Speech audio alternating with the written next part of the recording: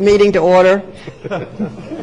This morning we have Detective Teddy Floyd, Indian River County Sheriff's Office, to give us the invocation, followed by Vice Chairman Wesley Davis for the pledge.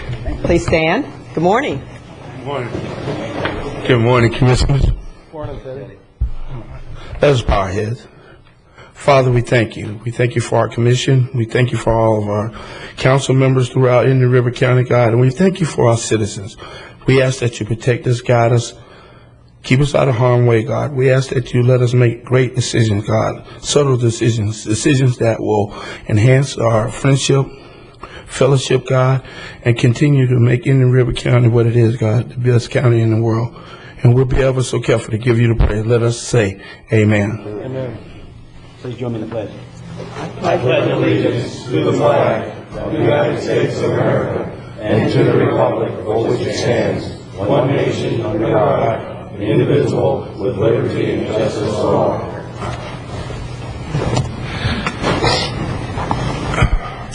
Thank you. Any additions and deletions? I believe we have an addition, a 5C, Proclamation Memorial Day, and we have a deletion under J1, pages 150 and 154.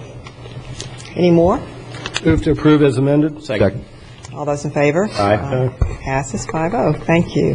Presentation of the proclamation designating May 31st as Hurricane Preparedness Day and the month of June as Hurricane Awareness Month in Indian River County. Thank you, Madam Chair. This is a proclamation before the Board of County Commissioners, Indian River County, Florida. A proclamation designating May 31st as Hurricane Preparedness Day and the month of June as Hurricane Awareness Month in Indian River County. Whereas in 2008, hurricane season begins June 1st. And whereas forecasts call for another busy tropical season, with experts projecting a continuation of an era of more frequent, intense hurricanes. And whereas there is always the possibility of a devastating hurricane striking the Treasure Coast during the hurricane season. And whereas such a hurricane could cause significant death and injuries, an untold amount of property damage. And whereas it is the responsibility of the governing body of each political subdivision of the state of Florida to prepare and mitigate for hurricanes. And whereas Indian River County and its administrator has been nationally recognized for previous outstanding achievements for recovery from the hurricanes of 2004 and 5, and acknowledged by the Federal Emergency Management Agency as a disaster resilient community employing a comprehensive local mitigation strategy. And whereas the board has determined that it is necessary that both Indian River County government and its businesses and individual residents are adequately prepared to mitigate for, deal with, and recover from any disaster or emergency. Now, therefore, be it proclaimed by the Indian River County Board of County Commissioners that May 31st be designated as Hurricane Preparedness Day and the month of June as Hurricane Awareness Month in Indian River County. And furthermore, the board urges residents and business to take this opportunity to become informed about proper preparations and mitigation measures necessary to protect themselves and their property from the devastating effects of a hurricane. Duly adopted this 20th day of May 2008, signed by all 5 county commissioners. I believe we have our Director of Emergency Services, Mr. John King. Very good. Thank you, commissioners, and good morning to you. And thank you for taking the time this morning to help us recognize that hurricane season is coming and it's time for the community to become prepared. I accept this proclamation on behalf of all my coworkers, all the other county employees who helped us, and all of our community partners. And what we're trying to do this year is on May 31st, it's Saturday, from 10 a.m. to 2 p.m. We're going to have a ribbon cutting, very short ceremony, and we're going to have public safety demonstrations. We're going to have tours of the EOC, and we're going to have a number of the community partners who help us. Government has a responsibility for a continuity of government when there's a local disaster, and it's our job to help get the economy back going, help people get food and shelter and those essential necessities. It's also important that we have relationships with the business community, and we have other people who are helping us on this May 31st grand opening. We have the hospitals are going to help us, both the Sebastian and Nero Hospital, the Sheriff's Department, the VNA, the Health Department, University of Florida Extension, and There's a number of others who are going to be out there. The people that helped us during time of crisis, the people that leave their family at home and come help this community recover, the people you're going to see out there. So if you want more information, you can look on the county's website, listen to local radio, or you can go to any one of the libraries, and we have flyers there. So I encourage the community to come out and get ready for hurricane season, because it is coming. Thank you, Commissioners. Thank you. Thank you, John.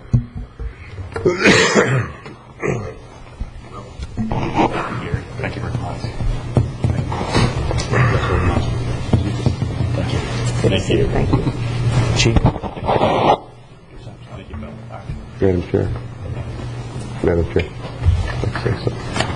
Oh, yeah. Yeah, I'd just like to say, as we're going into the hurricane season and watching what's been going on in television for the last week with the earthquakes in China and the devastation in Malaysia and the other things that have happened, that it's the government of this country and this county that get up and go when things go bad. And the hurricanes went through a few years ago with the public safety, fire, EMS, sheriff's office, police departments, plus all the public works people. The communities pull together, and I think for emergency preparedness and also getting the job done, the United States is definitely a leader. And so when we pay our taxes at the end of the year, let's be thankful for the people we have here to service us when we're in need. Thank you, John. Thank you. Thank you. And we'll see you the 31st. Very good.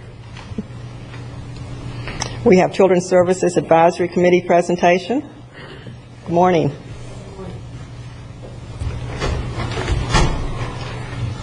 Good morning, Commissioners.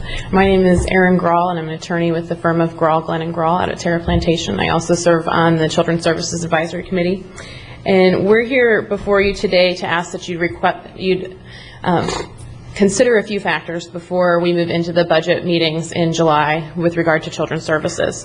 The timing of our message is also due to the fact that we're about to go through the grant review process in June to kind of see where the agencies are this year and what their funding requests are. And we're looking at increased funding requests from these agencies, and we think that due to the current economic conditions, the need for children's services is also increasing, and I'm sure that you've seen that in other areas of our county government. We've struggled with the role of the Children's Services Advisory Committee as members of it because of the term advisory. We feel like we're not just advising the commission, but that it's our job to act as advocates on behalf of these children. There's not necessarily a group or a county agency that is an independent department that's fighting for these children's rights and their needs in this community. Many of our organizations and different departments in the county deal with children and fight for them, but it's much more of a piecemeal process. And so we think that as the Children's Services Advisory Committee, it's our job to bring those issues and needs together and present them to you. The issue with children and the children that we deal with are newborns to young adults, and these are children that have no voice. They're at-risk children. They're they have the highest level of difficulty in terms of getting into the government because their parents are not able to speak on their behalf, which is why they're usually deemed at risk. But we believe as a committee that we must have foresight about these children's issues. And I'm asking for you to look at these issues and realize that the investment is a long-term one and not one that, it's one that few people will see in the time of their elected term, the kind of investment that's needed to make sure that these kids end up being a benefit to our society instead of a draw on our society. And it's a difficult time to be cutting funding because of the unaddressed issues of our children are going to cost us a great deal more in the years to come. And our job as the Children's Services Advisory Committee is to be proactive instead of reactive. We think it will cost this county much less to deal with these problems and not actually problems, to deal in a positive way with children from birth through their adolescence, as opposed to dealing with them when they've already become part of the correctional system or the juvenile justice system. And you all know very well that that's a much more expensive process. And we have to look at the rift that is going to continue to grow between social classes in this community if we cannot educate these children, educate their parents, and teach them how to be better parents and advocates for their children, and expect more of everybody across the board. The problems that we could face are decreased tourism, the lack of ability to draw younger families to this area because the lack of available child services, and a decline in the property values. And these things could all come with increased crime and delinquency because we are not providing the services for these children at a young age. Also, we have been told to expect a 25% cut in our budget this year, which would take us down to $825,000 for child services in this county.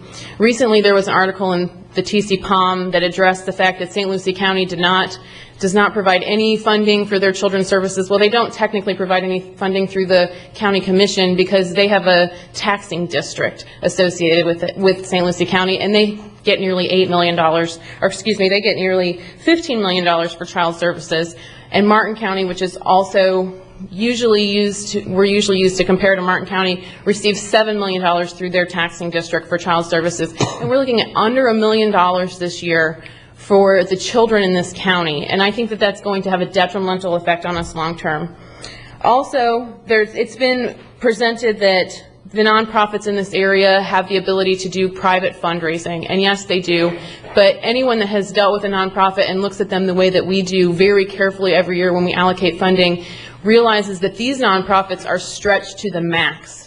Their executive directors are providing services directly, and to ask them and to expect them to go out and raise more funds on their own in this economy, it's nearly impossible. And if we can't be there to back up these services, we're going to lose services in this county to children, and we are going to have a much bigger problem on our hands. And so I ask that you consider some of these things as we move forward in the budget process and as we go through our grant review process. And we hope to come back before you in July for the budget meetings with some of our organizations that are really going to suffer from this budget cut, and present more information for your consideration at that time. But I appreciate your consideration today. Thank you. Thank you. Good morning, Madam Chairman, Commissioners.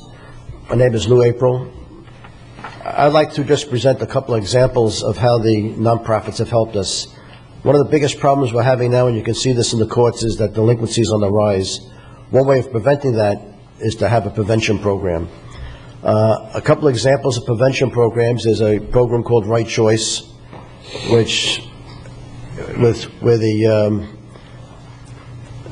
the people are recommended to the program. It's a 26-week program, and it has 5 weeks for adults.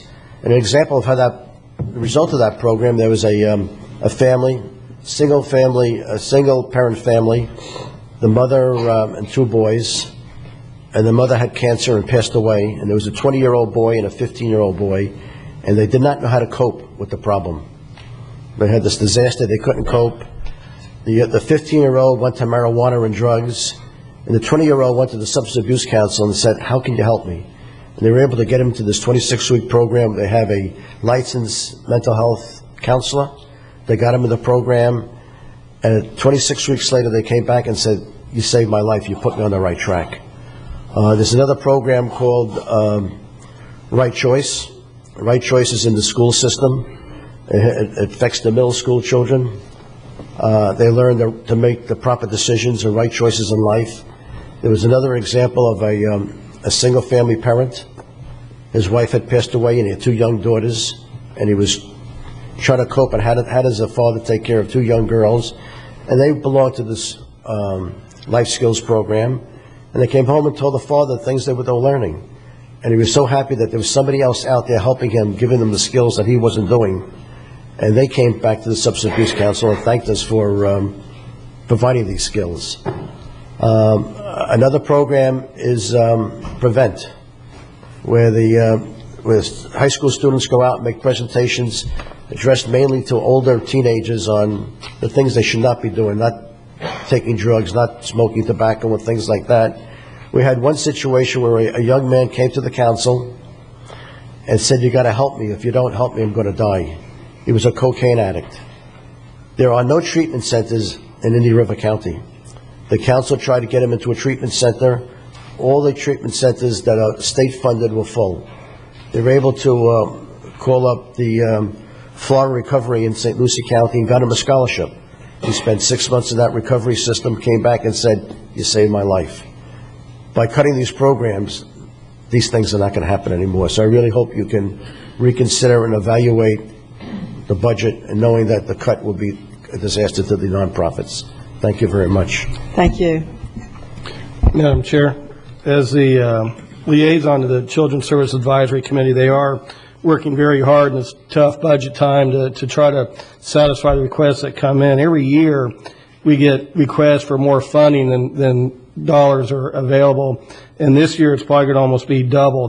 The amount requests will be double that what we have available. So I think the point is well taken, that we want to look at this as an ounce of prevention is worth a pound of cure, and do what we can in this tight budget year, and also reach out to the community. Children's services may not sound real sexy like some of the other charitable causes, but it's probably one of our most important ones. And if anybody out there can help or donate, certainly it'll be going to good causes for the kids. So we just ask that as we work through the budget, see what we can do for them, and also reach out to the community and ask for their help as well.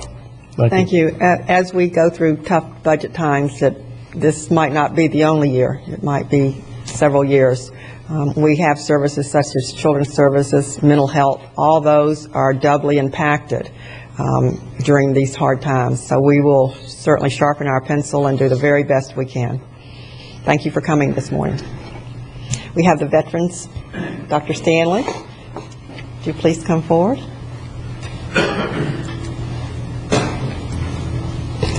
Good morning. Good morning to you.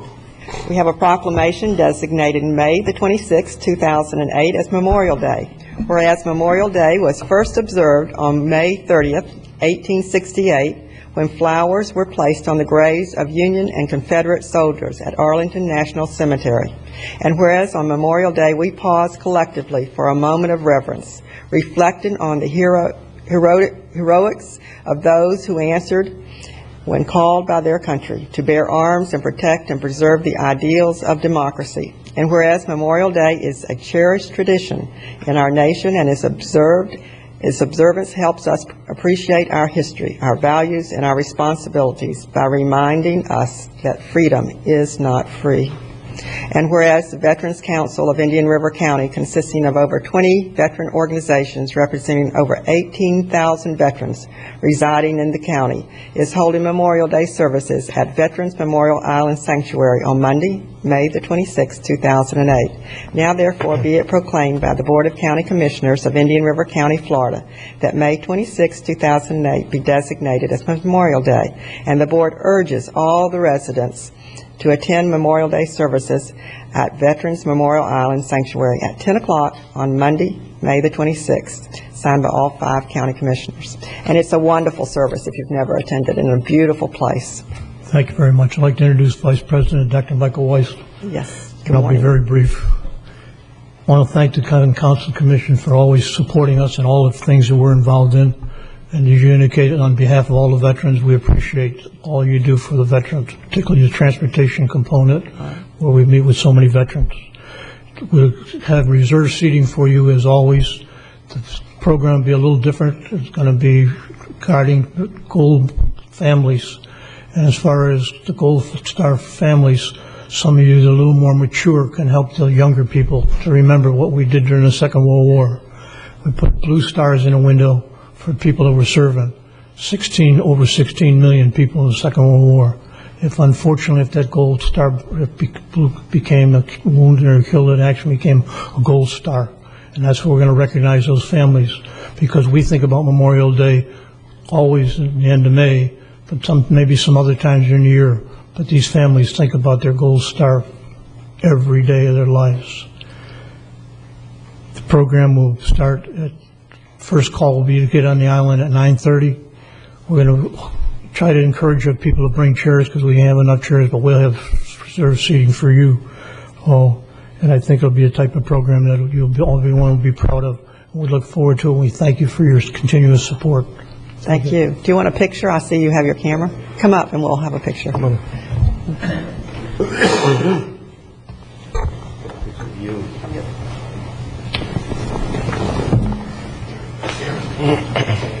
over here.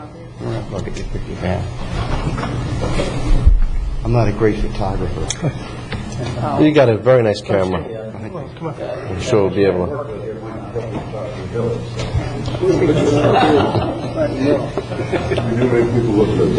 You what? Right next to Santa. You want to get the flag in here?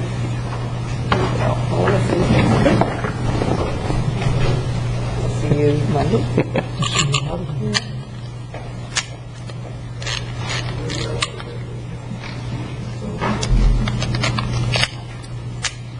Thank you.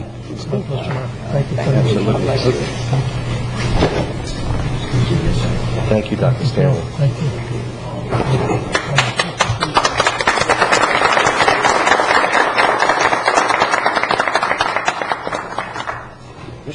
Thanks, sir.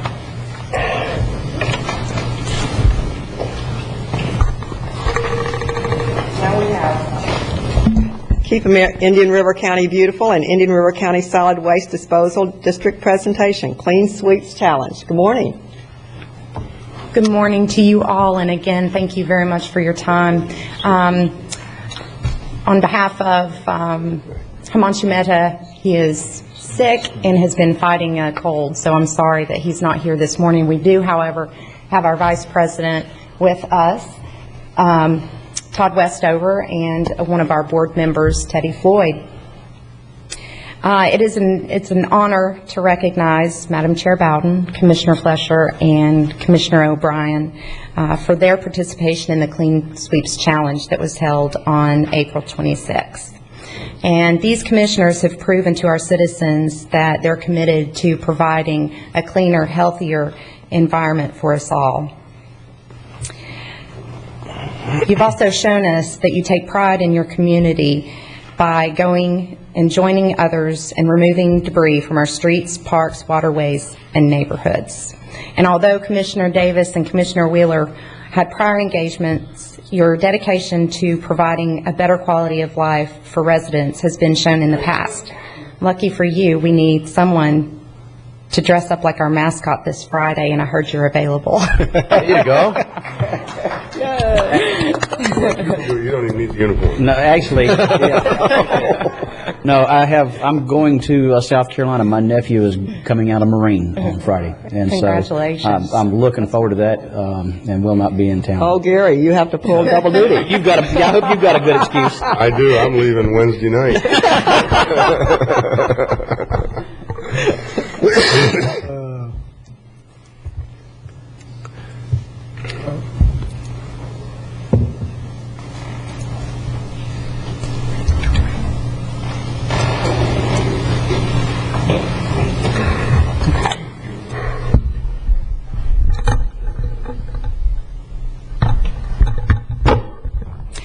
These 8 teams participated in the Clean Sweeps Challenge. As you can see, Commissioner Bowden, Flesher, and O'Brien, Disney Resort of Vero Beach, Friends of Historic Roseland, Friends of St. Sebastian River with City of Sebastian, Del Simchek, Indian River Mosquito Control, and Bob Solari.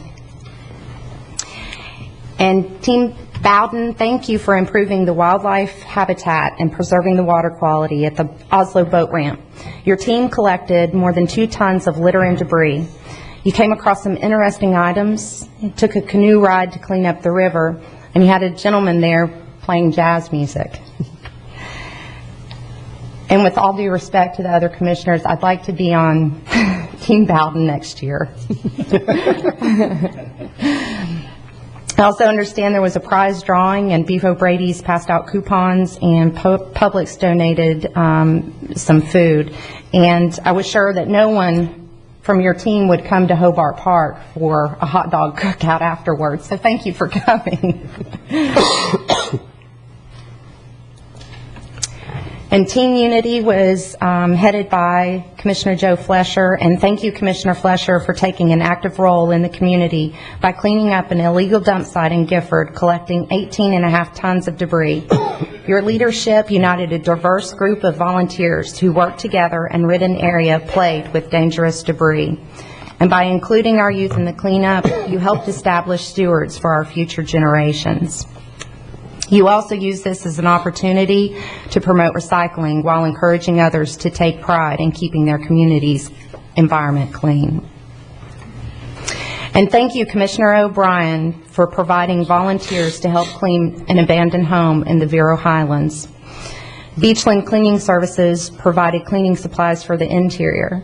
The exterior of the home needed much TLC, which Jones Lawn Service provided, initiated by our hero, Teddy Floyd. And if you don't know Teddy Floyd and want to be surrounded by wonderful people, you can find Teddy there.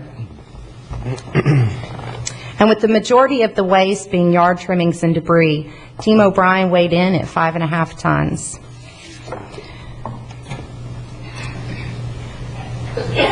The Friends of Sebastian River, their team captain, Bruce Zingman, with the assistance of Dale Simchek.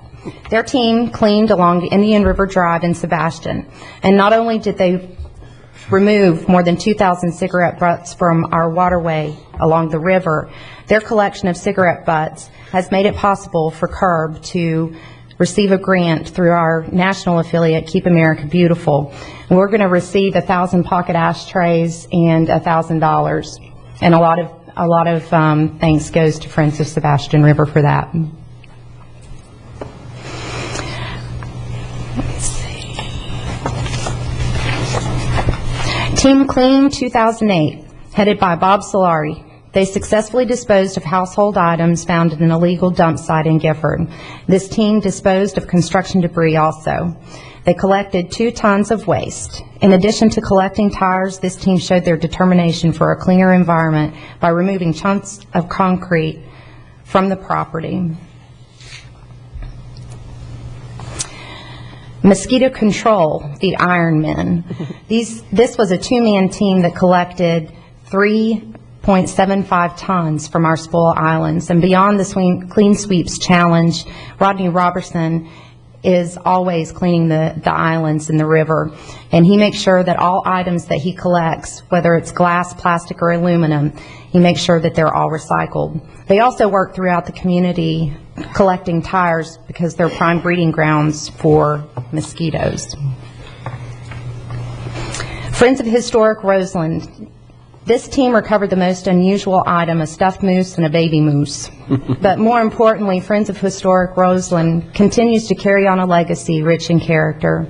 Original settlers selected Roseland for their family to live. Their recognition of the heritage is displayed through their stewardship, and we want to thank them again for maintaining the history in Indian River County. And Team Disney Vero Resort. This team of stewards cleaned the northern portion of Jungle Trail, and their site was littered with mostly recyclables. And the recyclables are now generating renewable energy. This team also recovered an old car battery and motor oil. And fortunately, the proper disposal of this hazardous material has eliminated the toxins that would have continued to drain into the river, altering aquatic wildlife. And of course, the success of this challenge could not have been achieved without the help and support of the Solid Waste Disposal District and their staff, Sheriff's Department, Teddy Floyd and Roberta Hall, Indian River Parks Division, David Fleetwood and Beth Powell, Indian River Mosquito Control, Road and Bridge Division, Indian River Health Department, Julianne Price, and 4-H Director Christine Kelly. And I apologize if I'm neglecting to leave someone out. I'd also like to recognize our sponsors. Without them, this would have been more difficult. George E. Warren Corporation, Bannock Family Limited Partnership, Carter and Associates, Shante Designs, David M. Jones Surveyor Mapper, Treasure Coast Refuse, and also Pepsi provided drinks, and Blue Lizard provided sunscreen. All 8 teams have made a lot of memories. Hopefully they've made a lot of friends, and more importantly, they've all made a great impact in our environment. And it's my honor and pleasure to announce that more than 200 volunteers collected more than 34 tons of waste, 89 tires, and recovered 240 pounds of items that are now being recycled. Also, just a quick moment, this past Saturday, Rhonda Cox from Tropical Kayak Tours led a team of volunteers out to the islands for another cleanup, and we're actively, on a consistent basis, trying to keep our county clean.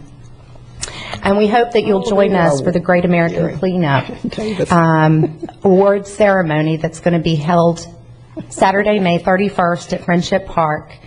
This is located at the Sebastian City Hall complex off of Main Street. And there you can play volleyball, tennis, hike the North Sebastian Conservation Area. So I hope that you all will come out and join us for that as well. And again, thank you very much for your time, and thank you very much for your participation. Oh, thank you very much for your enthusiasm and energy that you have renewed this whole program. You know, Wesley, that stuffed moose may be the link to the missing elk on the seal. There's got to be something historic there. There's got to be a Davis family story in there somewhere. I'm inclined to agree with you. Oh, thank you for coming this morning, and thank you for all your hard work. Madam Chair, I'd just like to thank a lot of people that came out and stepped up to the plate as we chose to grab this opportunity to clean Indian River. And there was a collateral gain that I wanted to mention. I just wanted to thank the assistant principal at Treasure Coast, Deb Berg, and her family, Teddy Floyd, and all of the St. Peter's Church volunteers, Ken Campbell's friends and family, Gary Paris's friends and family, and Todd Westover, his friends and family, and 5 dumpsters. Thank you very much. I appreciate that. And a special thanks to Pastor Jefferson, who just a few days before the cleanup event, he said, well, let's see if we can get you some volunteers. And 2 van loads of St. Peter's cadets, all the children you saw wearing the red shirts, 26 children standing no higher than 4 foot, filled up several hundred bags of refuse and cleaned up the street. One more special thanks was from the members of the First Church of God, who I didn't know they were on the team until later on in the day when we were all fatigued and hot and sweaty, and several angels came coming down the street in purple shirts bearing bags of cookies. I think they went to all of the sites that they could get to, and they took the time to fill out these cards and just tell us thank you for cleaning up the streets. And those cookies were very good and well appreciated at that time. The final collateral gain was that 39th Avenue is and will be taken off the unofficial convenience center list for Indian River County. It's no longer a dump site. It's a closed street. Thank you, Chris Moore, for your immediate attention to that. And we now have a closed avenue where people can walk without being encumbered with all of the refuse that was there before this cleanup. So thank you. Thank you again. Approval of the minutes, please. Move to approve minutes. Second. That's the April 8th minutes. 2008, yes, ma'am. All those in favor? Aye. Passes 5-0. Move to approve the minutes of the meeting April 15th, 2008. Second. All those in favor? Aye. Aye. Passes unanimously. And move to approve item 6C, which is the minutes for the April 22nd, 2008 regular meeting. Second. All those in favor? Aye. Passes 5-0. Thank you. Informational items from staff requiring no board action. You can see those. And consent agenda. Anyone like to pull anything from the consent agenda? May I have a motion? Move to approve the consent agenda. Second. All those in favor? Aye. Aye. Passes 5-0. Good. And out ahead of this front, you will Oh, and see there's some the of the weather. daytime heating. Some of that sun will be out of. We have a public hearing, thank you. Public hearing to consider revenue distribution formula for 6 cents local options gas tax. Memorandum dated May 2nd, 2008. Administrative. Good morning. Good morning. Jim Davis, Public Works Director. Every 2 years, the county holds a public hearing to consider the distribution formula for the 6-cent local option gas tax that was levied many years ago. The local option gas tax is shared with the 5 municipalities in the county and, of course, the county itself. So there's 6 entities that get a portion of the local option gas tax. And back in the 1980s, the cities and the county met together, and we developed a 3-part formula to determine the percentages of distribution of the local option gas tax. That formula is based on the number of lane miles of roadway in the county, which also considers the number of bridges that each entity maintains. In addition, the transportation expenditures over the past 5 years for each of the entities is 1/3 of the formula, and then the final third is the population of the municipalities in the unincorporated area that go in to establish the percentages that each municipality in the county receive. This year is the year for the public hearing to consider that formula, and we have met with the city representatives. There was some discussion regarding the transportation expenditures this year. It seems that some of the municipalities were including certain items in that number, and it was the feeling of all the cities and the county that we need a very consistent number for transportation expenditures, and we're pulling that number now off of a report that is filed with the state so that we can be consistent on what items we're including in that transportation expenditure number. The formula now has basically been the same since the early 1980s. We're recommending that you retain that formula after input in the public hearing that you'll have this morning. In addition, a new chart was prepared for next fiscal year to determine what percentage the county will receive as well as the 5 municipalities. So it's our suggestion that you open the public hearing, receive input, and direct staff as to whether you would like to continue using the 3-part formula for the distribution of the gas tax. Thank you. At this point, I will open the public hearing. Anyone wishing to speak to this item? Seeing none, I close the public hearing. Madam Chairman, I'd like to move staff recommendation to use the existing formula and approve the attached 0809 distribution. Second. We have several seconds. All those in favor? Aye. Aye. Opposed? Passes 5-0. Thank you very much. Public discussion items. We have a press request from Diane George. Diane, you have 2 items. If you want to come forward, please. Good morning. Well, it's right there. If you can just put it. My name is Diane. You want to set that? Just move Jim, it. would you Jim, ask? There you go. just lift it up on there. It'll set up there, I think. There you go. Okay. There you go. How about if I just take your chair, Jim? Don't worry, we'll get it done. Jim's an engineer. Thank you. Good morning, Commissioners. My name is Diane George, and thanks to Mr. Paladin, I'm still living at 1515 27th Avenue. You get 80 feet, I get my grass, I hope. Going on now, May 17th, 2004, I accidentally changed the government channel, and Mr. Jim Davis was on, and I looked at him, and he says, "Hello, we're going to 5-lane 27th Avenue." And I sat up in my chair, and I said, "Are you nuts?" Since then, Mr. Paladin, myself, and a few other people have kind of encouraged everyone to, hey, leave us alone.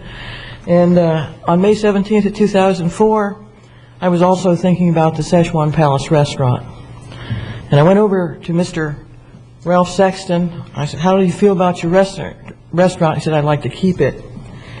In turn, I worked with Ruth Stanbridge, and on December 17th, 2004, we got a potentially eligible listing for the historical site for the National Register.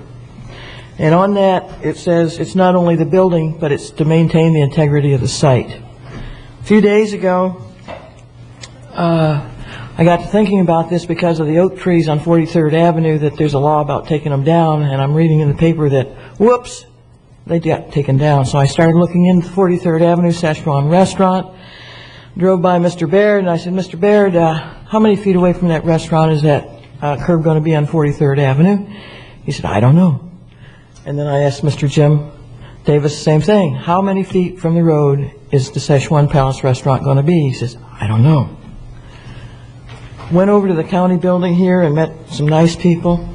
Mr. Nixon, Janet Dunlap, and Bob Webb, and they were kind enough to give me a meeting in a conference room. And we talked about this thing. I had handed Mr. Davis a copy of the historical significance for the Szechuan restaurant. And we talked about it, and I said, look, I've spoken with Mr. Sexton. He's believing, because Mr. Davis agreed with him also, that giving 5 feet in 2 areas of his Szechuan Palace restaurant in exchange for the car wash would be really fine with him. Speaking to these folks, Janet was in question about the thing, potential historical significance. I said, this is as far as I needed to go. Barbara Maddock from the state of Florida said, this is as far as I need to go. The integrity of the site must be maintained along with the building. Mr. Davis, Mr. Baer, not knowing how close it was going to be, I went in and had that meeting, and I found out that Mr. Ralph Sexton was under the impression this possibility of 5 feet in 2 areas would be a good thing. And from the meeting, I found out they're not giving or taking 5 feet, they're taking 30 feet. And it's okay that the curb is going to be 13 feet from the building. I bring this to your attention. I left that meeting saying this is not an adversarial meeting. This is a thing that I'd like all of us to look at, the integrity of the site. Speaking with Mr. Paladin, he says his plan is in effect. I said, is that from 16th Street South on 43rd? He said, no, it's the intersection, the whole thing. So I'd like all of us to get together and figure out what's going on 43rd Avenue. I've heard things from 9 lanes with 2 left turn lanes and widening, and if we change that, we'd have to take it from the other side, and it costs a lot of money. But you know what? Back on December 2004, I turned this package in, and I would like to have everyone aware that the integrity of the site must be maintained, and if Mr. Paladin will follow me and address what we agreed upon with the county, that would be fine. Would you like me to go on to the second one? Yes, that'd be fine. Okay. The second one deals with the veterans of Indian River County. In November of 2006, I went up and voted for an amendment with property discount tax for ad valorem taxes for veterans. I said, this is good. And I voted yes, I'd like to see that happen for veterans 65 and older, not have to reapply every year. It's redundant that we're still disabled and we are allowed to have that benefit. That passed, and the governor signed it on December 7th of 2006, and I've been hunting through Mr. Popple's office ever since about what happened to that amendment. I finally received a letter that Mr. Dubraw has, I believe. Also, I've talked to David Nolte about giving this to our county for our veterans.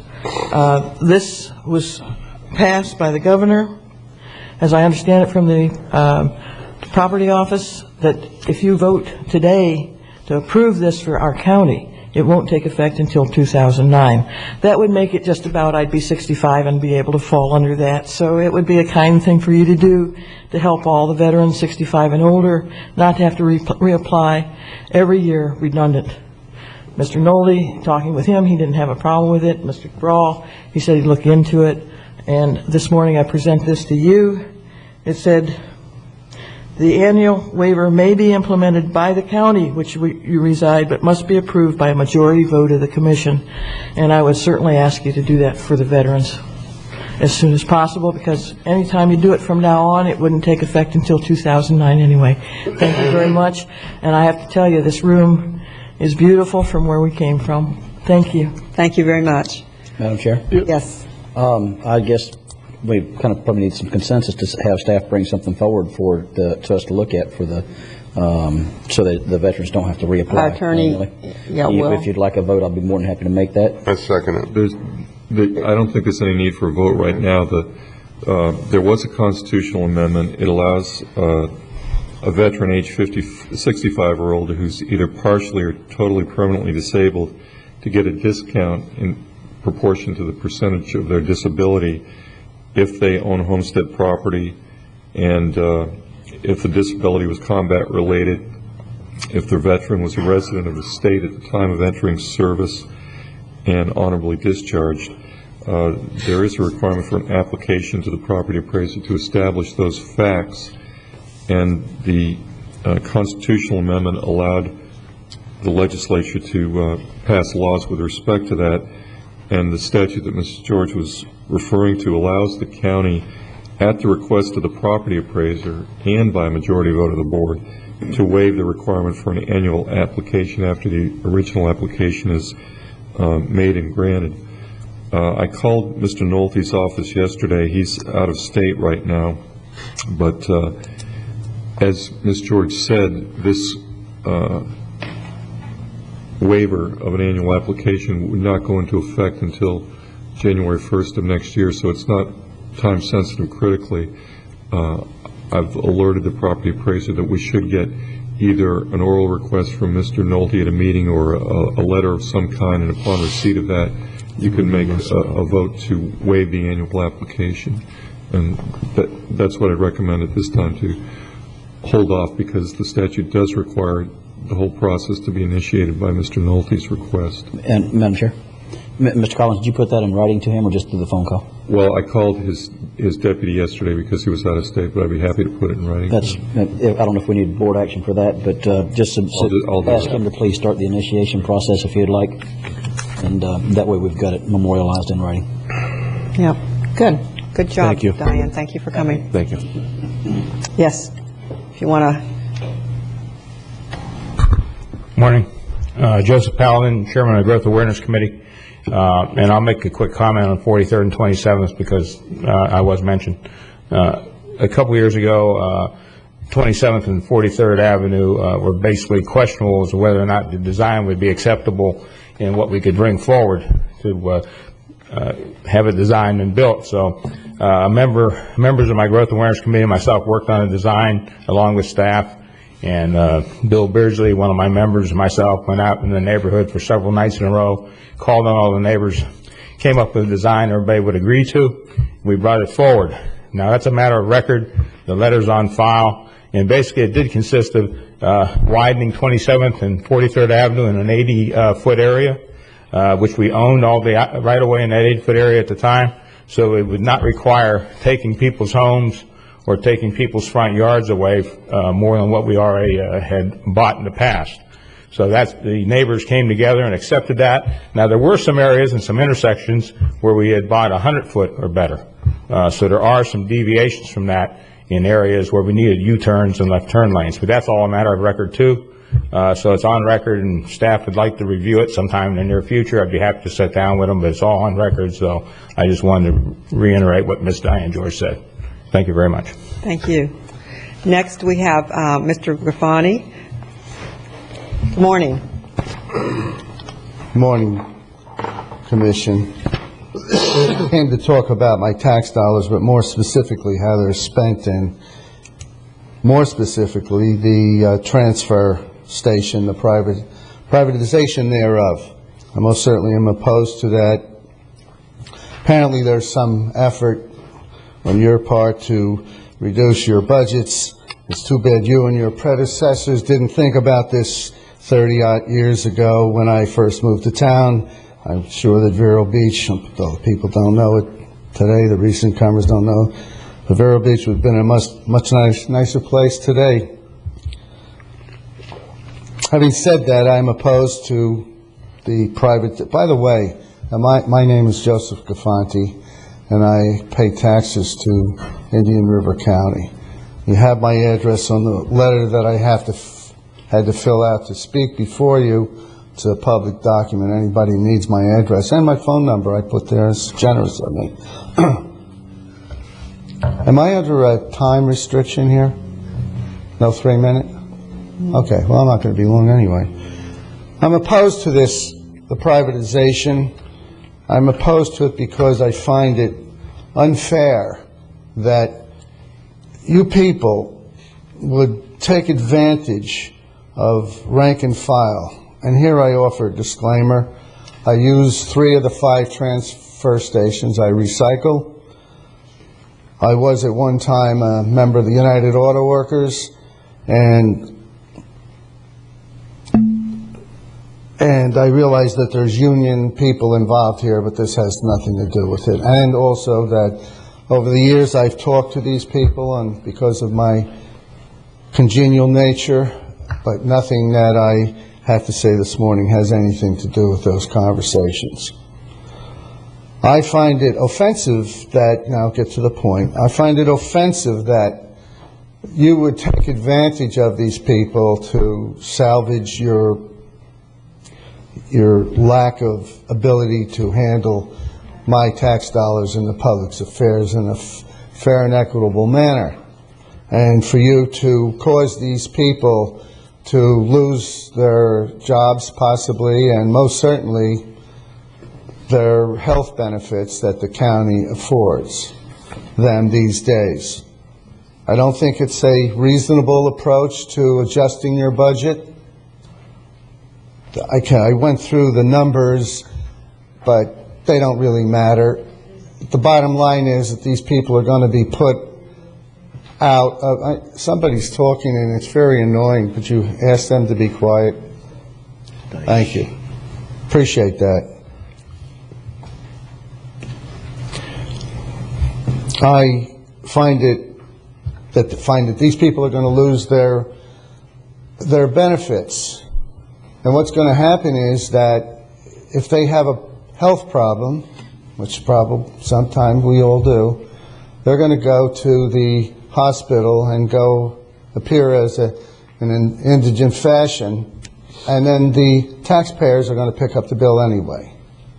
I think that if you don't have an administrator who can figure out how to save the taxpayers' money, as I said, it's a little bit too late for that. If you don't have them, maybe you ought to think about getting somebody who can do that, somebody with some expertise in finance. I strongly oppose I know the bids are going out. That's what it says. I only know what I read in the paper. Okay? I don't watch these. I'm sorry? That's encouraging. We won't hold that I think we have fine papers in Indian River County. I do the best I can. I happen to know one of the editors, and he's got a terrific education, so I'm not going to complain about the local papers. I think that you got the point. I strongly urge you to abandon this proposal. I know the bids have gone out to privatize these operations. And I hope that's all I have to say, but I hope you appreciate my nice approach this morning. You know how I can be. Thank you very much. Have a pleasant day. Thank you. You too. Thank you, Mr. Next, we have Fred Mincing.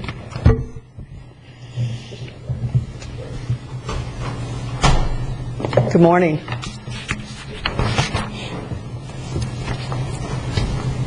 Mr. Vatunik, my attorney, had to step in to do something for Mr. Marquette, and he should be back here very shortly. He spoke to Mr. Collins about going ahead, and when he gets here, he will do the speaking.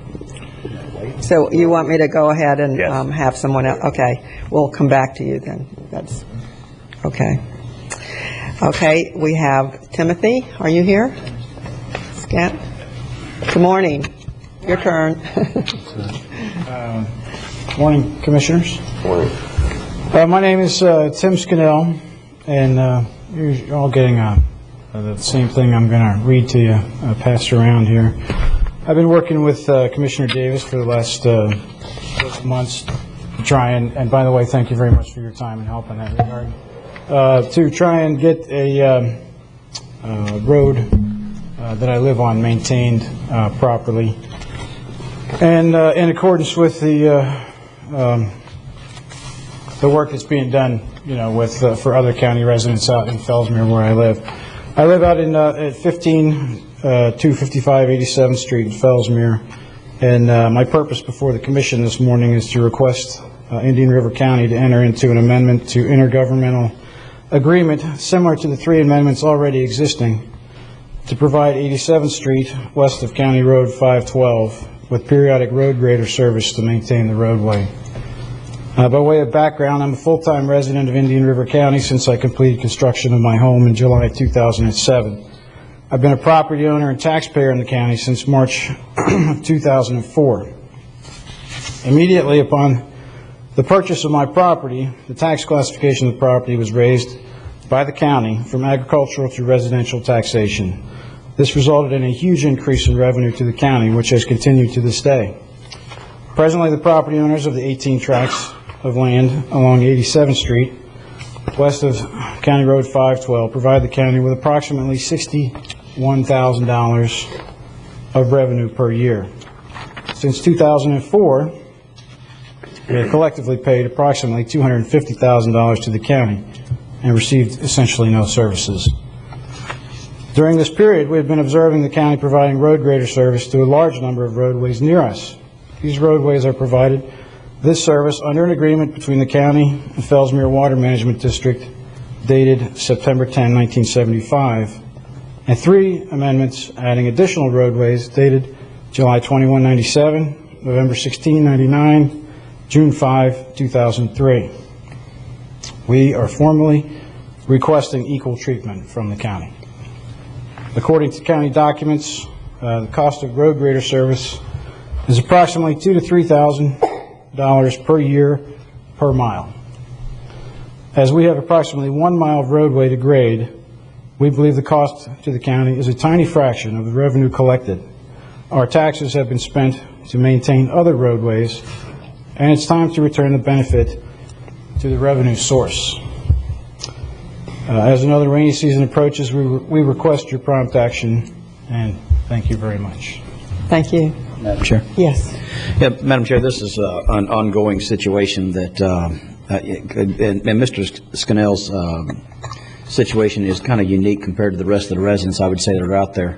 And the fact that the actual road that he is on is one that has been stabilized, has been maintained, in fact, was put in by Sawmill Ridge, which at the time was actually a model of example, if you will, as far as a road stabilization. And we have in the county, we have a petition grading program, for the lack of a better term, that if the residents on that road bring that road up to county standards, then the county would, I'm under the impression the county was to maintain it if they wanted to from that point forth.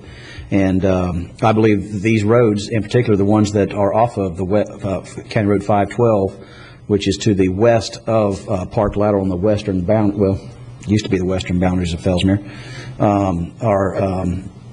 it meets that qualification. And this, in my opinion, this is only going to get worse as we have more and more ranchettes move into the area. And it's just the point, especially on these particular roads.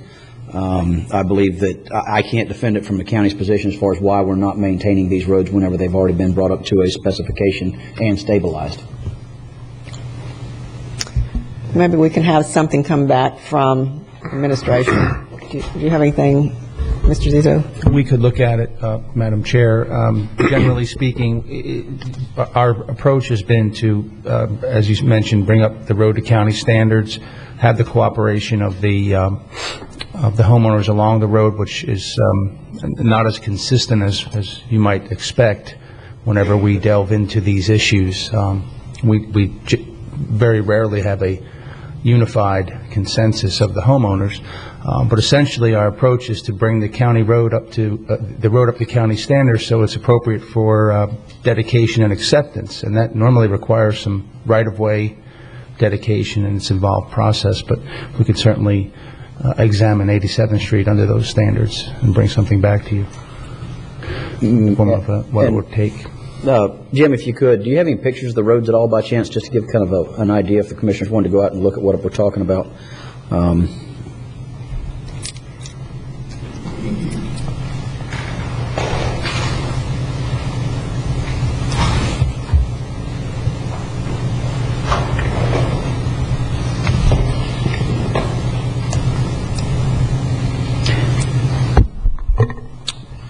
Yes, this is sort of a picture of 512. You see diagonally from northeast to southwest, and the east-west roads that branch off of that in this rural area are somewhat depicted on this live map aerial.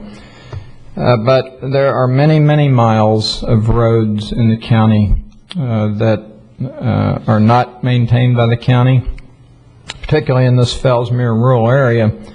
There's very sparse development, and the staff brought a policy to you in 2004, which did require property owners to donate right-of-way, because many of these Fellsmere Farms Water Control District roads that are not dedicated to the public but to the property owners within that district only have 20 to 30 feet of right-of-way. And 20 feet is simply not enough room for an adequate road with drainage and shoulders and the ability to turn a motor grader around in these areas. I could zoom in on 87th, which is about right here in this location. And as you can see, west of County Road 512, it's very sparsely populated. These are large tracts of land. And the road, I believe, that was put in by Sawmill Ridge was done so by the developer of this area. I believe he started selling off 10-acre tracts or 5-acre tracts, and he came forth and improved that road. It is an unimproved road, and the county standard is a paved road, but it's very difficult for property owners to come together and pay the cost of a paved road. We acknowledge that. But we do feel that if we do take over additional unpaved roads on our grading network, that some mechanism be put in place to get the road paved eventually, whether that's done by some kind of a sinking fund or some fund that money's generated over a period of time, MSBU, or some funding mechanism, so that the many, many miles, and we're talking about 140 miles of unpaved roads that the county doesn't maintain, that were a part of the 2004 study. You know, if we accept 142 miles of these type roads, our road and bridge operation will have to expand and add greater routes. And with the cost of fuel, the cost is getting up much more than $2,000 a mile. Madam Chair. Yeah, I appreciate our Public Works Director really confusing the issue here, in my opinion. These roads are not like all the other 100 and whatever miles of roads. These are roads that you pointed out to me as an example of the stabilization. And in fact, we use this contractor as a basis as far as what it was going to cost us as a county or cost the residents of a road to bring them up to these standards. Is that correct? Yes, I mean, as far as bringing it up to an unpaved road standard, but the report in 2004 had a little longer term vision than just an unpaved road. The vision was to bring it up to county standards, which is a paved road, which any subdivision now would have to comply with. So what I'm getting at, Commissioners, is the difference between this and all the other roads that are out there. These were stabilized. These roads were brought up basically and pointed to as an example if we were to have somebody come in with a petition grading program for the county to maintain the road. This is the standard that it would just about have to be brought up to. Now, I'd also like to add, in addition to that, since that policy's been created since 2004, which was prior to any commissioner being on this board, Jim, could you tell us how many dirt roads have taken advantage of this program we have in place? We have had no roads that have come under the Fellsmere Farms maintenance agreement. Just the petition road grading program in general. We do not have a petition road grading program. We have a petition paving program. No, the road grading program, that if the county owns the property, And we wanted somebody to, and the individuals wanted the county to maintain it because the county owns it. How many miles of roads have we had take advantage of that 2004 study and program that we have in place? We haven't had any roads take advantage because the meeting we have had with people along these roads, you get a very non-consistent opinion. Some don't want the county in there, some do. And it's very difficult to have a road with 20 foot of right-of-way, and then you get a property owner that does cooperate and expands the right-of-way, and you have inconsistent right-of-way. Right, and the dilemma, Commissioners, that I run into with this is we have roads that, quite frankly, are in worse shape and less right-of-way than the ones we're talking about here that, in fact, we do maintain.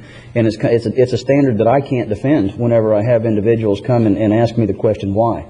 And it's also something that in the future, it's not going to get any better. It's going to continue to get worse, especially with us having a policy of trying to maintain the agricultural integrity and the 10-acre ranchettes that we have out there. And Mr. Scannell has brought forth, in my opinion, a legitimate concern as far as the road. Right now, if you go out there and look at it, it does need to be graded, but it is stabilized. It's not just sand. It's out there with a shell rock base. And if this road were anywhere else, it would be being maintained by the county because of the quality that they have brought it up to prior to the sale of these properties. So, Mr.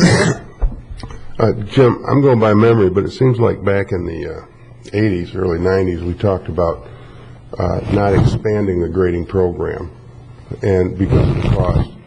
The other thing is, and this is no reflection on Mr. Scannell. I'm sorry, sir. But a couple of points I'd like to make. One is that the taxes have been paid throughout the county, go for all 5 constitutional officers running their offices, Public Works, Sheriff's Office, Recreation, Fire, EMS, etc. So it's not just, I didn't want to leave the people the impression that this $250,000 was paid and we haven't done anything on the roads. Secondly, as Commissioner Davis said, I agree, it is going to get worse.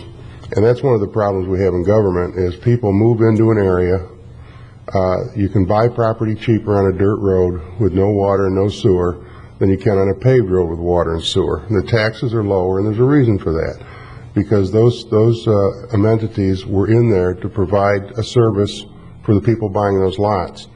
And when you move into some place that's on a dirt road, with none of the facilities being in place or the amenities, you're not paying for those.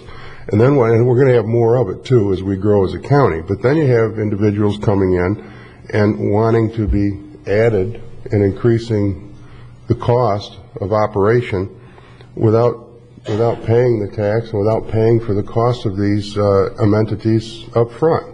And so the general population ends up paying more taxes for the few that don't have the services they want and weren't there when they bought the property. And I think we need to be careful of that because our tax base is going to shrink and our cost of doing business is going to go up. So, I think that to expand a grading route and to do this, I mean, if you want to create an MSTU or something of that nature that would support that, I could be supportive of that. But I can't see the general population paying to fix problems that are in neighborhoods that people bought they knew what they were buying.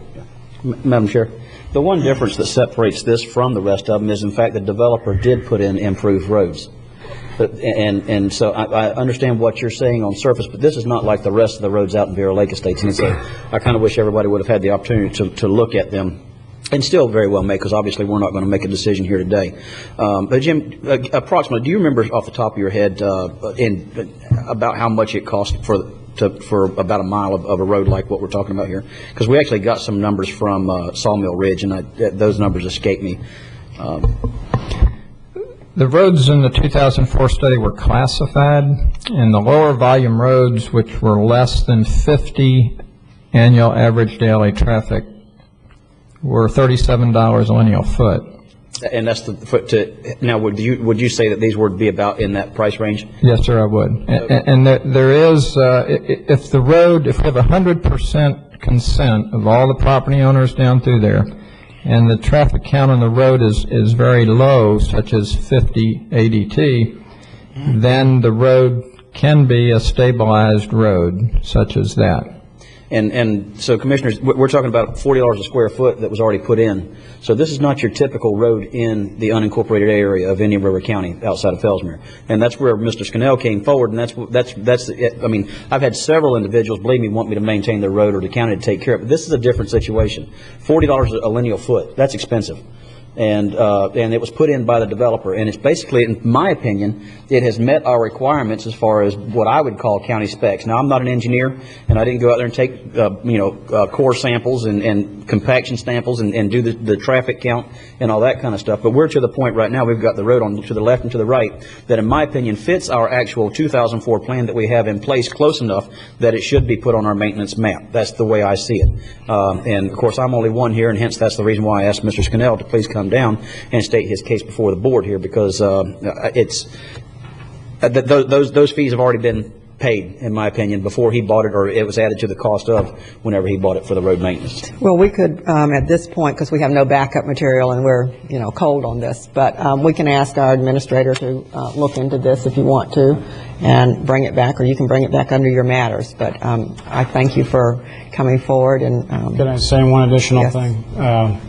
There have been some items discussed here, such as the consent of the people that live on this road, and I have a document which I've given to you, which reflects that there's a 100% agreement amongst the residents of my road to go forward with this and ask the county to do this.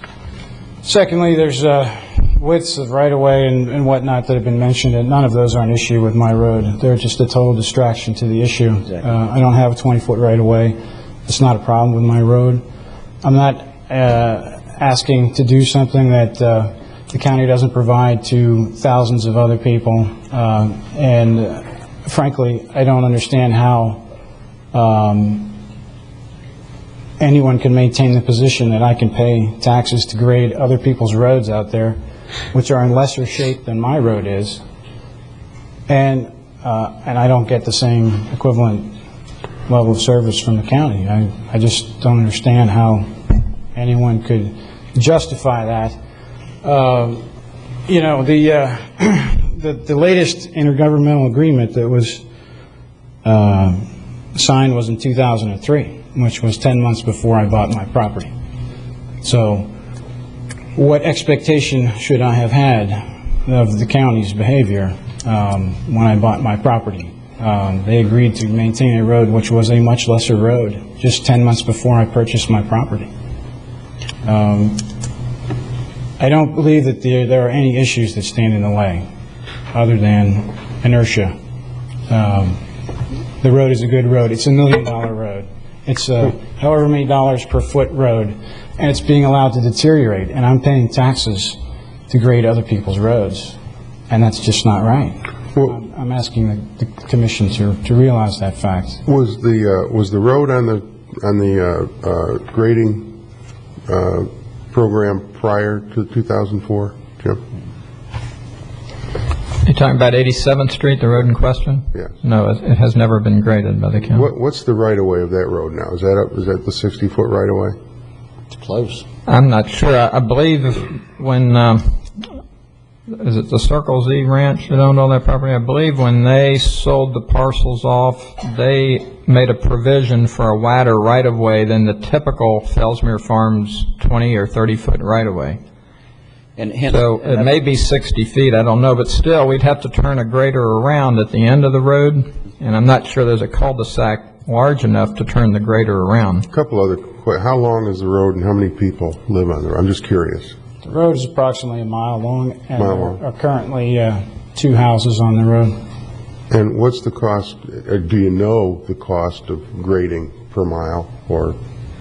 We haven't done a detailed analysis lately with fuel increasing in cost, and I would say it's more like $3,000 to $4,000 a mile now. Okay, well, I think if this comes back, we'll have the answers to all these questions, yes. and we can weigh it effectively. Yeah. Right. And in the meantime, I'd love to welcome you all to District 1, come out and look at what we're talking about. You'll see it's definitely different than the other roads. Give me a tour. You know what, I certainly will. You buying lunch? In his bumpy truck? Where? You gonna use the airboats again? No, we won't need the airboats to get to this one. And if the county grader needs a place to turn around, he can use my driveway.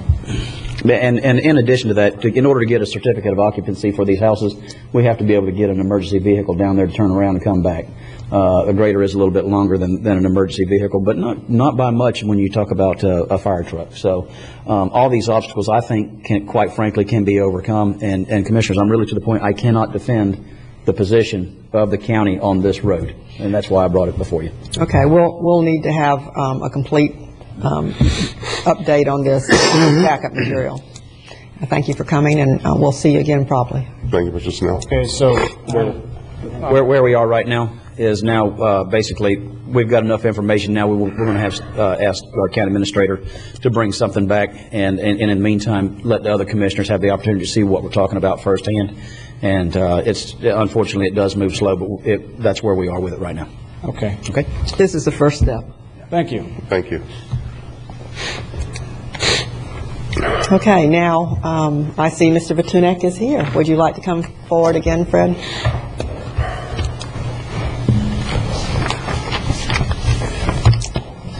I'll take your truck. I can do that. Good morning, Commissioners. Thanks for going around me and coming back to me. I'm Doug Vatunek, 756 Beachland Boulevard, Associate Attorney with Collins Brown Caldwell, representing Fred Minsing today on his request to speak and speaking for him. And this is in regards to a resolution that the County Commission passed about a month ago, which basically was an acceptance of a dedication. Mr. Minsing owns lot 15 in the Fleming Grant section or subdivision, which is a Spanish land grant, which has caused all sorts of confusing problems for law students and lawyers alike. And I'm here today to voice Mr. Minsing's objection to the acceptance of the dedication. And there are a couple of problems with accepting a dedication like this. And the first problem is that there was never any offer of dedication. The law in Florida and all across the country, in fact, is well settled that, and I'm going to read it so I don't mess it up, to constitute a dedication, there has to be an intention by the owner clearly indicated by his words or acts to dedicate the land to a public use. And then there has to be an acceptance by the public of that dedication. Proof has to be clear, satisfactory, and unequivocal. That's a Florida Supreme Court case from 1941. I'm not sure if you all are familiar with the plat of Fleming Grant, the 1889 plat. And so I'd like to show it to you if I've got time. If there's no Elmo over here, is there?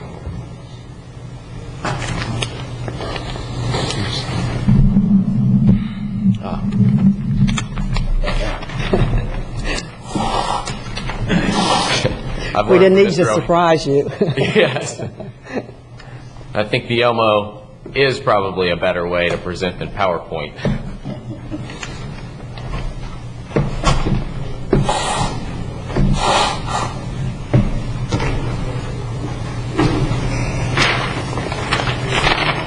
I don't know if it'll all fit on here, but hopefully I can just show the strips in question.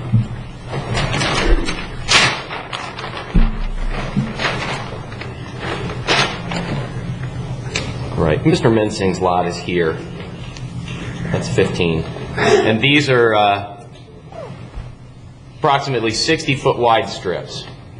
And as you can see from the plat, there's no writing on it whatsoever that says what they're for, if they're streets, if they're supposed to be publicly dedicated, or if they're supposed to be privately dedicated.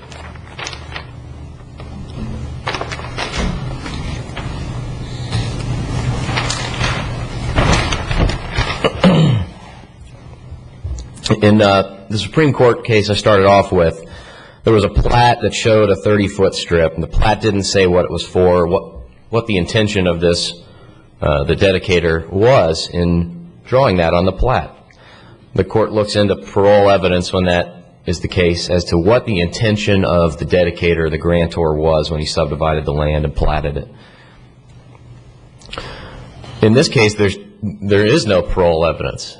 This was 1889. There's no developer that we can talk to say, what was your intention with these strips? And I think this is really the only piece of evidence that the county could say this shows an intent for a road. Maybe because the shape of the strips are similar to what you'd expect maybe a road, but maybe they're a ditch, but maybe they're private streets. The mere leaving of a blank on a plat without any designation of its purpose can't be held sufficient proof to show the intention of the owner to dedicate such a blank, undesignated space for public use.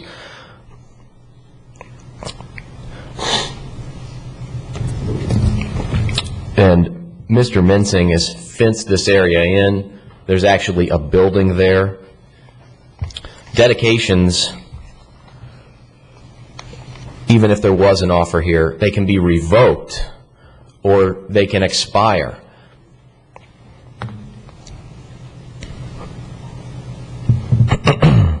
And if there was an offer, Mr. Mensing or his predecessor owners have revoked it long ago. There's in City of Miami Beach versus Miami, Florida Supreme Court 1943, the court stated that the acceptance of a tender of a dedication may be done within a reasonable time. But in this case, we're talking about 120 years, and there's no way that's reasonable. And they're all across these strips. There are various buildings, encroachments, fencings in, and I think Mr. Mensing's facts support the fact that he's fenced it in, and he's claimed ownership of it for quite some time now. And in fact, there is a building there. Florida jurisprudence article citing City of Miami versus Florida East Coast Railway Company, Florida Supreme Court 1920, regarding common law dedication states that what constitutes a revocation of an offer to dedicate depends largely upon the circumstances and is a question of fact. It may be shown by acts inconsistent with public use to which the land is offered to be dedicated, as by conveyance of the property or by enclosing the land so as to exclude public use, or by erecting buildings on the land that was offered to be dedicated as a street.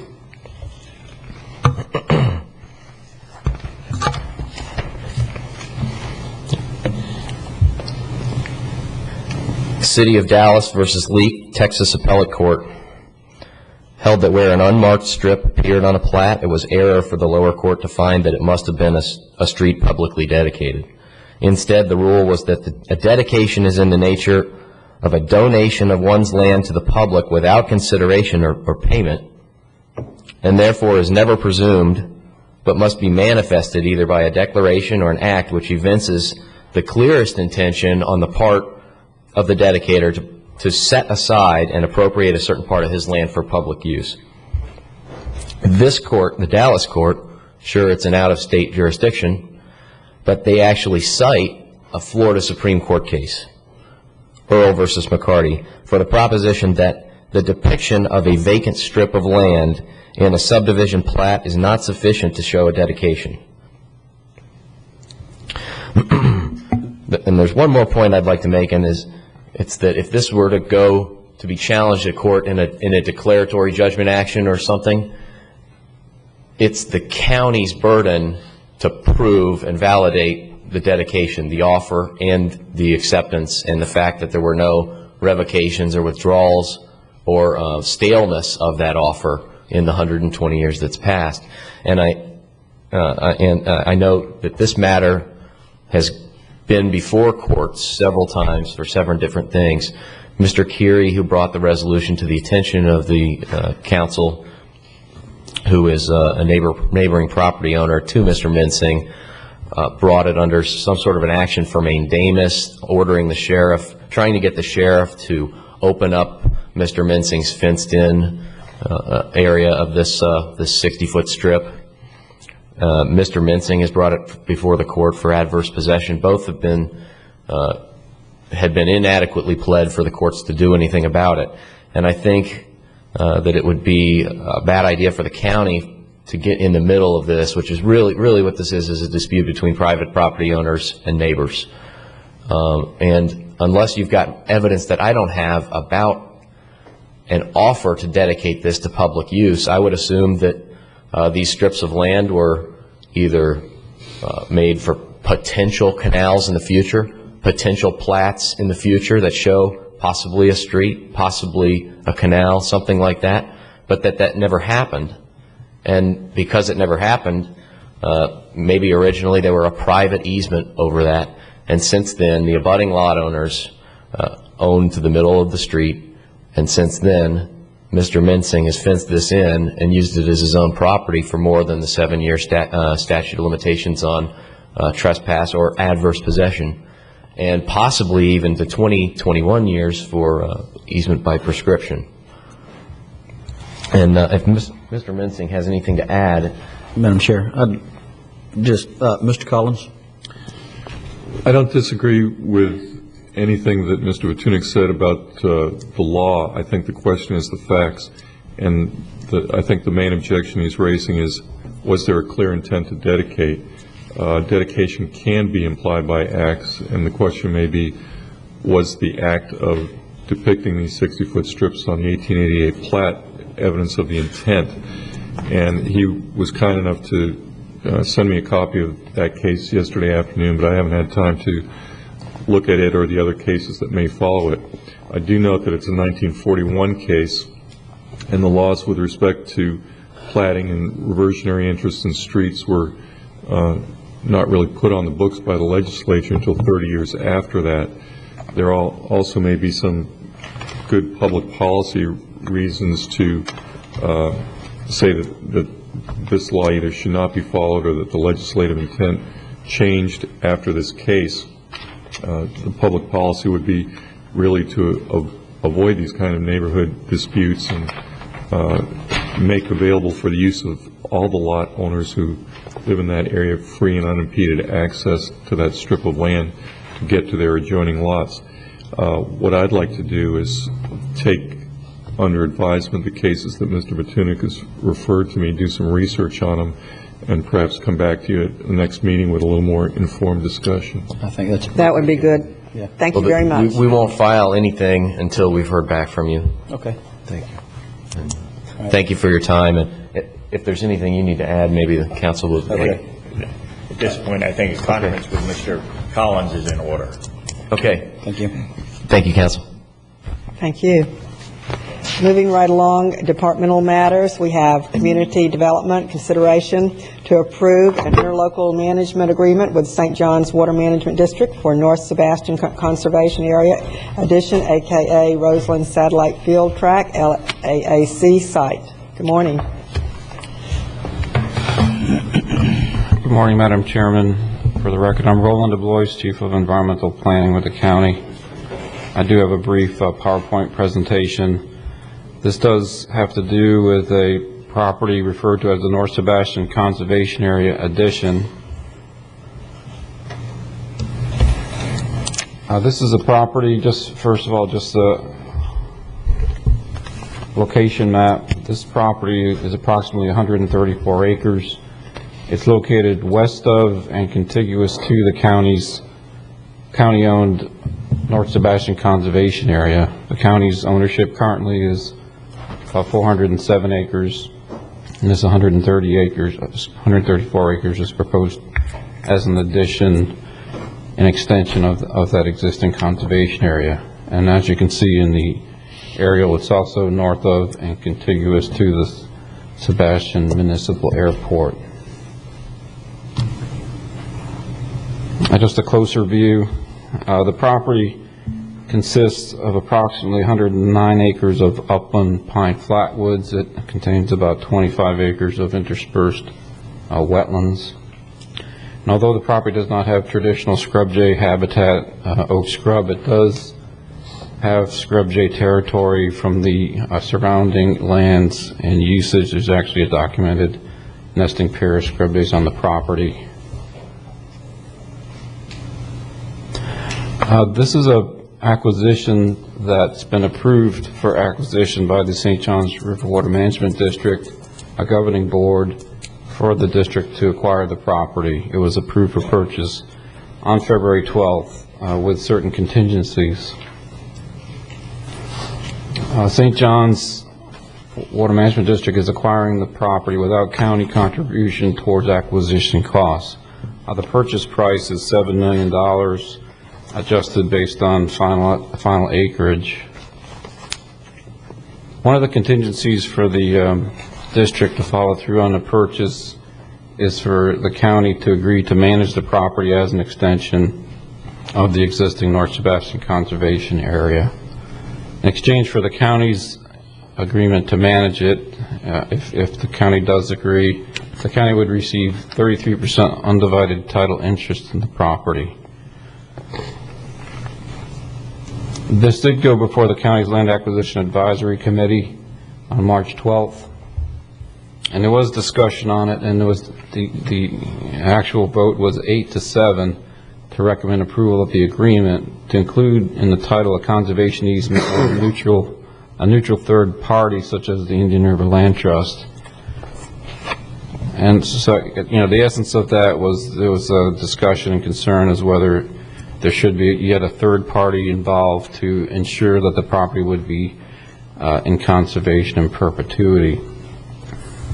After the vote was taken and further discussion, those who opposed the motion were asked to clarify why did they oppose it, and as the unapproved minutes reflect, they didn't oppose it because they weren't in agreement that it's a good conservation purchase, but they clarified that they did not support the giving of a third-party conservation easement to a private organization. From a county staff and talking to the district staff standpoint, our perspective is we think that the undivided title interest is a good approach and is sufficient to tie up the property to keep it in a conservation. The concern about the private conservation easement, while it is another layer that could protect it, there's certain concerns that to give a publicly owned property a private easement to a private organization that might somehow interfere with the day-to-day management operations. In the end, our viewpoint from a staff perspective is that the undivided title interest is a sufficient shared approach that would essentially tie up the property for conservation.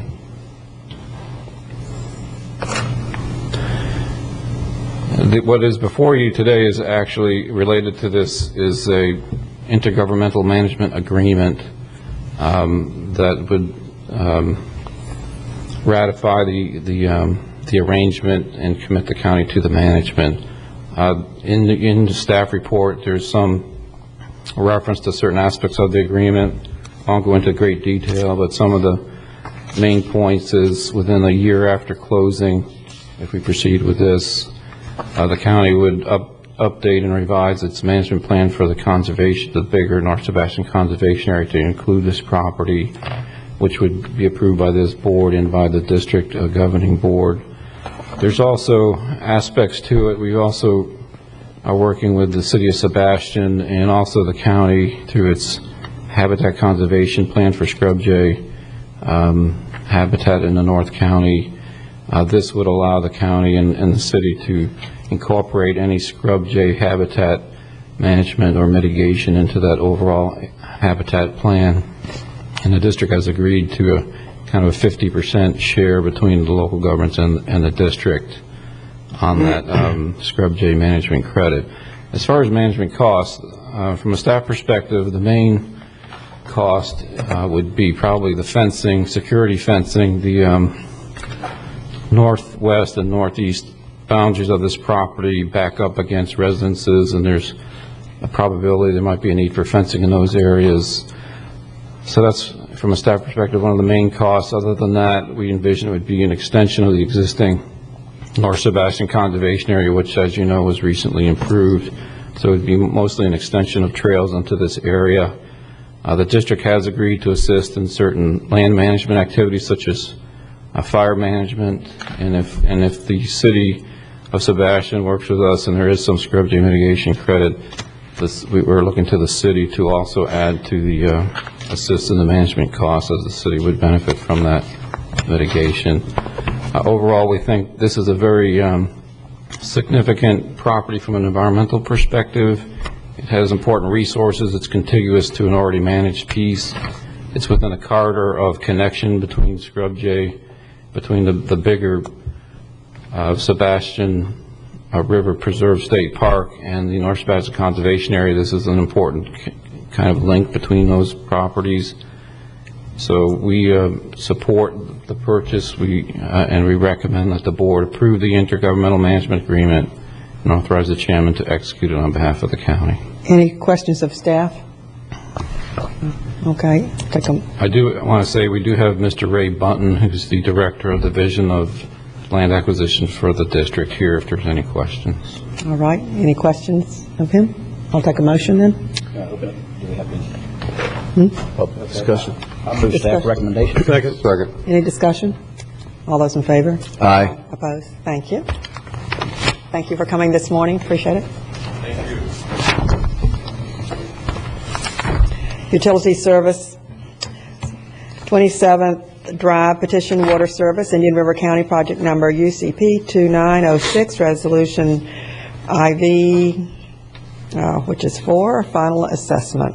Move staff recommendation. Second. Any discussion? All those in favor? Aye. Good. One final item, Commissioner O'Brien. Yes, thank you, Madam Chair. This was a request from the Beach and Shore Committee. We are currently in the process of our application for renourishment of the Sector 3 project, and the Beach and Shore Committee just wanted the board to send a letter to DEP reiterating our support for this project. So in your backup is that letter that I request the chairman sign and send to the DEP. Madam Chairman? Yes. I move to approve. We signed that. send Any it out. discussion? And if a resolution would help, we'll do that in lieu of, or instead, in addition to. The committee thought just the letter would be enough, coming from the This is chairman. our project anyway. So. It is our project. We just want to reiterate. Putting the second stamp on our project. We're just putting the hammer on them. That's great. Thank you, Commissioner. All those in favor? Aye. Opposed? Passes unanimously. Thank you very much, ma'am. Thank you very much. This meeting is adjourned.